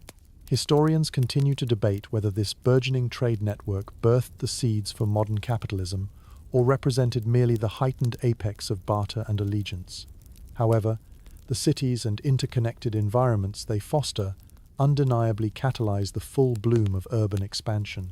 Medieval fairs epitomize the pinnacle of these commercial endeavors, temporary cities within cities. Picture fields transforming into bustling hubs of exchange, where traders exchange goods, ideas, and, sometimes, entire livelihoods. At the heart of these fairs lies more than monetary exchange here. Economies robustly intertwine with social fabric, and fairs serve as venues for theatre, celebrations, and spectacles amid the throng of commerce. Emerging banking systems play a subtle but crucial role, pioneering early forms of credit and currency manipulation. Lending institutions sprout, establishing the groundwork for increasingly complex financial processes.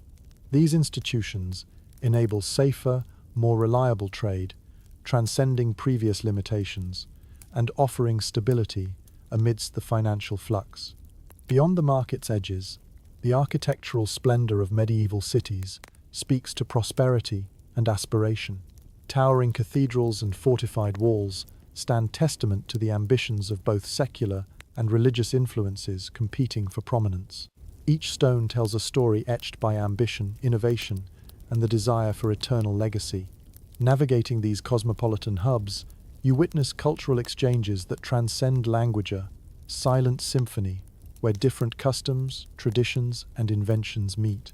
The convergence of Christian, Muslim, and Jewish cultures, particularly in regions like the Iberian Peninsula, creates dynamic melting pots that nurture innovation.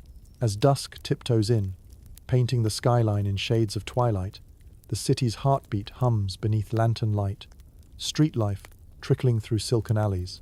You take a step back to absorb the wonder of medieval trade, appreciating the intricate connections that gird the foundations of medieval life, bustling epic, penned by the ink of ambition and quill of collaboration.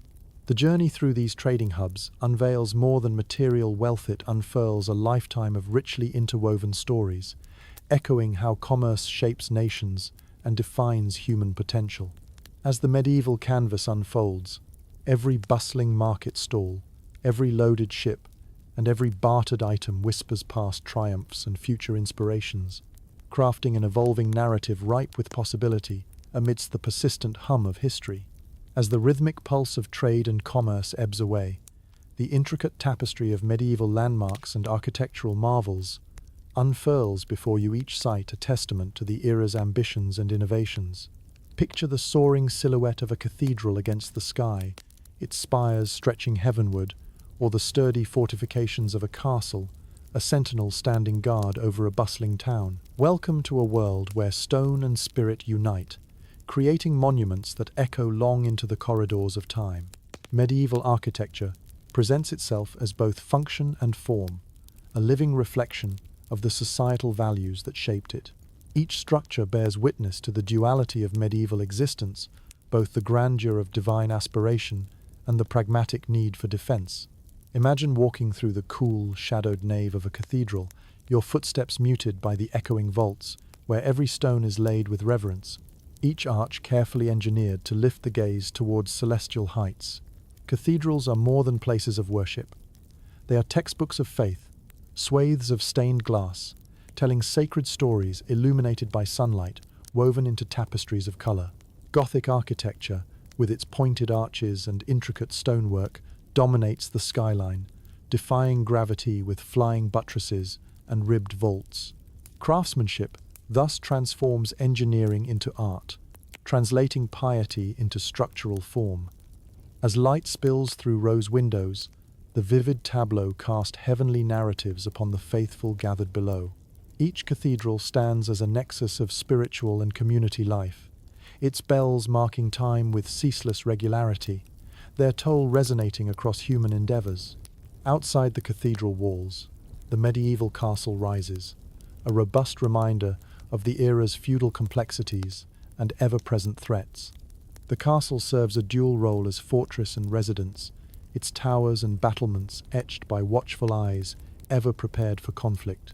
Imagine the solid embrace of stone walls, a fortress architectural monolith and microcosm of medieval society, safeguarding lords and liege within an ordered space where hierarchy delineates function. Life within these fortifications is a stark contrast to cathedral, elegance the utility underscored by narrow arrow slits, drawbridges, and ports playing rhythmic sentinels. Yet castles, too, house unexpected beauty. Chapels and gardens nurtured behind walls offer solace and prayer, overflowing with serenity and order amidst tumultuous times. Yet, amidst this grandeur, towns and villages speak a language all their own. Wattle and daub homes cluster along winding streets, while marketplaces center life with energy and vigor. The rustic charm of half-timbered houses, offering both function and economy, while bridges arch elegantly over rivers, forming lifelines of connectivity and commerce. The quirkiness of medieval society is mirrored in structures like the cloistered abbeys or isolated monasteries, places of retreat, reflection, and scholarly pursuit. The cloister gardens echo with whispered contemplation and secretive knowledge, exchange a connection to the carved artisans of words and wisdom, the literary monks who cultivated their manuscripts with laborious artistry, a timeless legacy of beautiful stillness.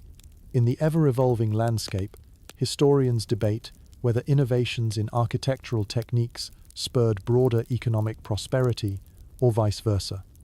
Cyclical relationship between wealth, faith, and function that bridges centuries. Regardless, medieval landmarks act as keystones of memory, binding generations through tales of endurance and aspiration writ large upon stone and sky. Journeys through these hallowed sites awaken a deep appreciation for the interconnectedness of medieval life, a vivid tapestry threaded with hopes, challenges, and the perseverance to leave one's mark upon the world's grand canvas. Each building, a silent witness to countless lives and stories, calls to remind us of humanity's enduring ambition and potential. Thus, the echoes of medieval landmarks remain as captains of the past, navigating their stoic poetry through history's tides, each structure an epic crafted by hands, consigned to memory's eternal keeping. Here lies an era of stone and spirit, inviting you to uncover its tales written in the architecture of time, as shadows lengthen and history retains its ceaseless song. As the sun begins its descent, casting elongated shadows over the stone edifices that mark medieval skylines, you find yourself drawn into a landscape where belief and superstition intermingle. Here, Life is underscored by a powerful belief in the mysticala world where medieval superstitions hold sway over both the mundane and the miraculous. Imagine living in a time where the unexplained finds explanation through folklore and supernatural tales, where each creak, rustle, or startling gust of wind holds meaning. In the medieval mind, the natural world teems with spirits and omens, each event a potential harbinger of fortune or calamity. Picture villagers gathered around a hearth, sharing tales of local spirits, each story woven with lessons from the past and warnings for the future.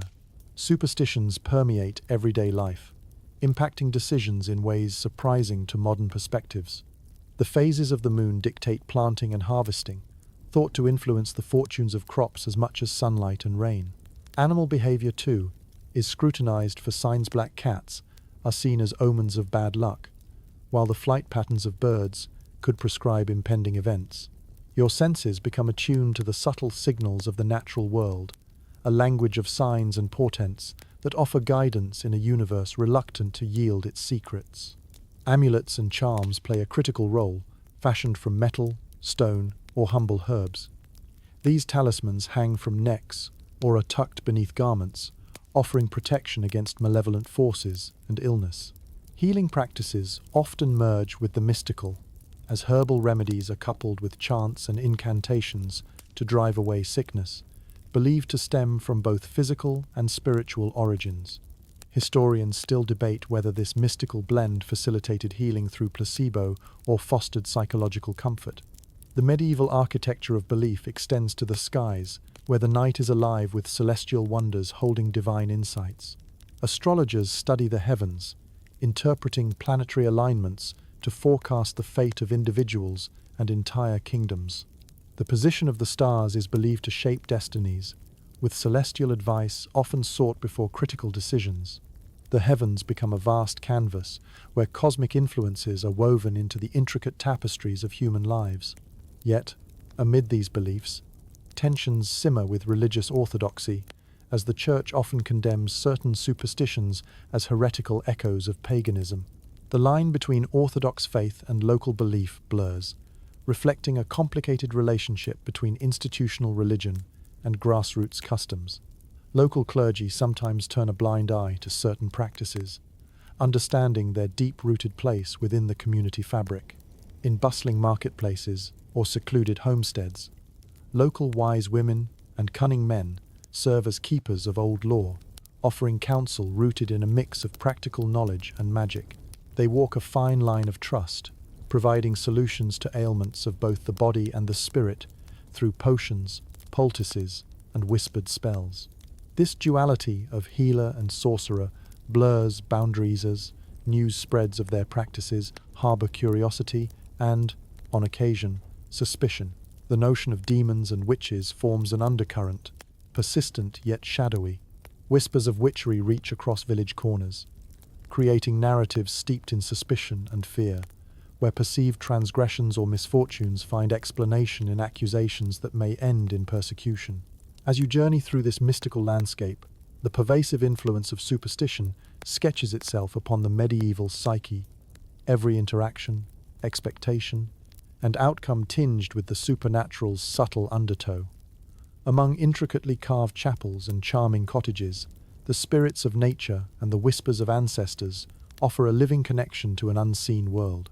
Through these lived experiences, you witness a testament to humanity's enduring quest for understanding, a timeless narrative, inked by nature's wonders and uncertainties.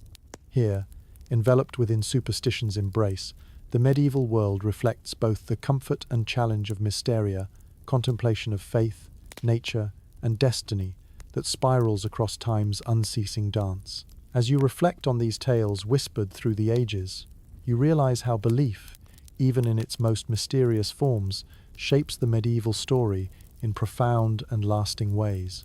As the whispers of superstition dance through the medieval night, a different kind of music draws you down shaded alleyways and into the heart of the urban landscape, the world of artisans and guilds. This is a realm where skill and craftsmanship transform raw materials into objects of value and beauty, where the rhythm of creation moves in tandem with tradition and community. Imagine stepping into a bustling workshop, its air alive with the textures of warm wood, supple leather, sharp steel, and colorful dyes. Here, artisans work with focus and precision, each one a master of their chosen craft, from weaving intricate tapestries to forging sturdy armor. The sounds of hammer on anvil, the shuffle of looms, and the scrape of leather tools fill your ears, creating a harmonious symphony of industry and skill. The guild stands as a pillar of this productive society, a collective body that not only regulates trade, but also nurtures the mastery of craft.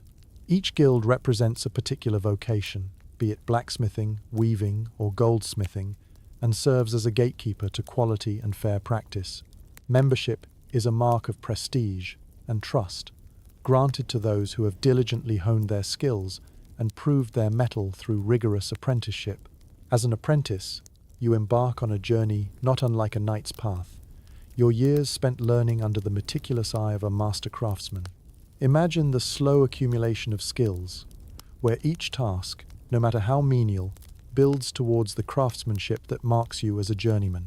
It is a world of patience and perseverance, of mentoring and mutual respect, where wisdom is passed down through generations as much by action as by word. Guilds are more than professional bodies. They are communities bound by mutual aid and shared prosperity. They offer support during hardships, participate in local governance, and contribute to communal events and ecclesiastical projects. The guild hall, often a building resplendent with the symbols of its trade, serves as a gathering place for members, a venue for resolving disputes, and a space for celebrating successes and forging new paths. The artistry of medieval craftsmen extends beyond the functional embellishing form, with aesthetics that reflect cultural values and aspirations. The intricacy of a sculpted cathedral facade, the elegance of a handcrafted gown, or the subtle balance of a well-designed sword reflects not only mastery over materials, but the aspirational spirit of the age. Artisans, often considered vital threads within a city's vibrant fabric, contribute their personal touch to the collective culture. Historians delight in pondering how guilds influenced the evolution of modern industry and labor rights. Were they pioneers of collective bargaining and quality assurance, or did they stifle innovation through rigid control? The evidence lies woven into the medieval ethos-complex dance between collective achievement and individual creativity. Within the sphere of guild life, modern viewers might stumble upon delightful quirks charters requiring merchants to refrain from dishonest weights and measures, or guild feasts steeped in tradition with each member contributing to the pot, symbolic of a shared culinary canvas. The guilds foster environments where skills, responsibility, and community coalesce, cultivating strong bonds among tradespeople. As evening falls, the artisan's workshop closes, the fires in the forge are dampened, and the looms fall silent. You step out into the cooling air, casting one last glance at the guild insignia mounted proudly on the gabled entrance, a testament to the unyielding dedication inside. The meticulous harmony of craft and trade infuses the medieval city with vibrancy and vitality, ever a reminder of handmade excellence enshrined in time's embrace. Thus, the continuation of human creativity and ingenuity carries the echo of every hammer strike, loom pass, and chisel tap, a whispered legacy of craft and connection forged anew with each generation. Between the fabled stone arches and cobblestones, the enduring melody of craftsmanship resonates, celebrating the tireless hands that shaped medieval life, crafting a story of resilience and creativity that stands as a testament to the enduring spirit of human endeavor. As the sun's first light breaks upon the horizon, transforming the medieval landscape with its golden glow, a different horizon beckons the vast, mysterious seas. Welcome to the world of ocean voyages and exploration, where the promise of discovery mingles with the perilous dance of wind and wave. Imagine standing on the deck of a sturdy wooden ship, its canvas sails flapping eagerly against the brisk sea air. The scent of salt hangs heavy in the breeze, mingling with the tar and hemp that make up the vessel's lifeblood. Beneath you, the creaking timbers groan in a rhythm as timeless as the tides themselves, each creak a testament to the shipwright's art and the sailor's courage. The call of the ocean draws explorers, traders, and adventurers alike, each lured by the prospect of finding new lands, riches, or trade routes. Armed with rudimentary maps and a faith in the stars above the celestial guides that chart dreams across waves. These intrepid souls crown the medieval era's thirst for knowledge and wealth with dangerous sea voyages. Navigating these open waters demands skill and courage, not only from seasoned mariners, but from passengers who place their fates in the hands of nature and humanity's ingenuity. With reliance on the art of sailing, you picture a captain, sextant in hand, scanning the heavens for guidance, interpreting the language of constellations with practiced ease. The crew moves in a well-rehearsed routine, their tasks divided into a steady rhythm that merges muscle and mind as they wrestle the unruly sea. Voyages extend over weeks or months, with sailors facing unpredictable squalls, the threat of piracy, and the vipers of disease. Food is stored in barrels, water casks are jealously guarded, and each meal becomes a reminder of the delicate balance at sea. The challenges are numerous, as seasickness, malnutrition, and cramped quarters become constant companions. Yet, even amidst adversity, camaraderie thrives, a brotherhood, born of shared hardship and mutual reliance. The allure of exploration is equally tied to commerce, the bustling ports acting as fonts of possibility. Imagine ships returning laden with exotic spices, textiles, and silks from the east, their very holds narrating tales of distant lands and diverse cultures. Each port becomes a confluence of humanity, where ideas and languages mingle as goods are exchanged, offering a peek into worlds unknown. Trade routes weave their influences far beyond shores. They are the tapestries binding continents together. The Mediterranean plays host to vigorous exchange, while the Atlantic whispers with the promises of lands not yet encountered. Merchants calculate profits and losses, balancing ambitions against the whims of fortune. This era fuels the drive for maritime innovation, spurring the design of more seaworthy vessels, including the advancement and eventual dominion of the caravella ship of Portuguese origins, known for its maneuverability and speed. Historians continue to debate the effectiveness of these innovations, yet their impact pervades the rise of global trade and exploration. For many, the dream of exploration is not solely economic, but scientific, a desire to map uncharted territories, explore strange flora and fauna, and expand their understanding of the natural world. Discoveries yield marvels and mysteries alike, fostering curiosity and igniting sparks of scientific inquiry. Amidst these swells of discovery lies the shadow of colonial ambition. As European explorers press onward, they lay claim to lands inhabited by diverse peoples, the clash of cultures nurturing conflict as much as exchange. The consequences of these encounters are complex and enduring, echoing through the tapestry of history as both enriching and devastating. Thus, each ocean voyage encapsulates the spirit of adventure and the riddle of human nature, pushing limits, crossing boundaries, seeking the unknown. Your journey on this sea-swept odyssey unveils humanity's relentless spirit and enduring quest to explore and embrace the world beyond. As the horizon fades with the ceaseless roll of waves, you hear the mariner's song, a haunting reminder of ocean whispers and dreams afloat, carried forward on the tide's eternal passage. Each wave dances with exploration's promise, weaving history into the expanding frontier, an elegant testament to the unyielding resolve and passion that drive the pursuit of knowledge beyond the known world's edge. As the waves gently recede and the medieval world draws its curtains, you stand on the brink of reflection, gazing back through the rich tapestry of time. These past chapters, woven with vigor, creativity, struggle, and resilience, offer you a glimpse into an era where even survival was a luxury.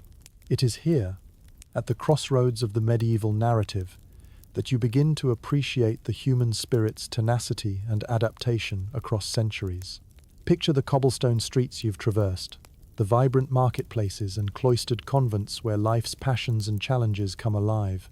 In these stone-cast lifelines, past souls have lived, loved, and labored under the watchful eyes of cathedrals and the protective shadow of castles, each relic unveiling the wisdom sealed within its very corridors.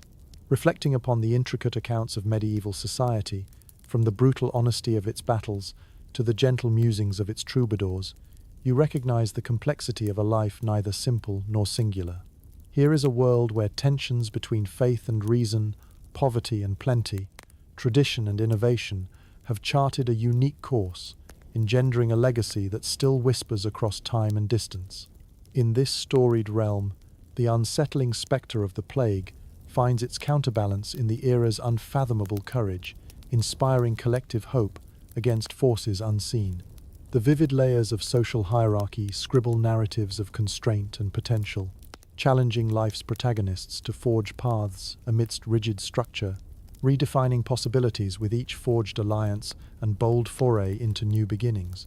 Ponder the enduring spirit captured in the strong, calloused hands of the artisan, in the deft maneuvering of sailors courting the unpredictable seas, and in the equally nimble minds of scholars translating ancient texts into enlightenment. All stand as enduring witnesses to human ingenuity, the ceaseless pursuit of knowledge, and the grace found in continuity's ageless dance. Ultimately, this exploration brings a profound understanding of how survival in medieval times transcended mere subsistence. Inspired by tradition and driven by necessity, humanity forged a head-crafting resilience into the fabric of each dawn, ensuring that history would serenade itself in pathways yet untraveled. As the medieval journey's end draws near, the sentinel silhouettes of spires and towers dissolve gently into the cloak of dreams where tales of old animate twilight. You are left with a myriad of stories as starlight illuminates the arc of time. The echo of wheels turning on cobblestones, the chants of monastic choirs, and the earthy jests of a market crowd ring softly as a lullaby to close this narrative journey. In this moment of quiet reflection, your heart is tenderly cradled by the wisdom of an age-long past-a-folded chapter, now enveloped by night's whispered embrace. The melodies of history weave gentle harmonics into slumber's embrace, where past and present gently entwine. These dreams invite continuity's thoughtful weave, the eternal fabric inviting intrigue as you oblige its whispered call. With each breath, you anchor history's luxuries of bygone eras into your spirit, inviting rest's gentle drift upon the meditative tide. Let night's cadence guide you. Bid welcome to resplendent repose. Sweet dreams, wanderer. Sweet dreams.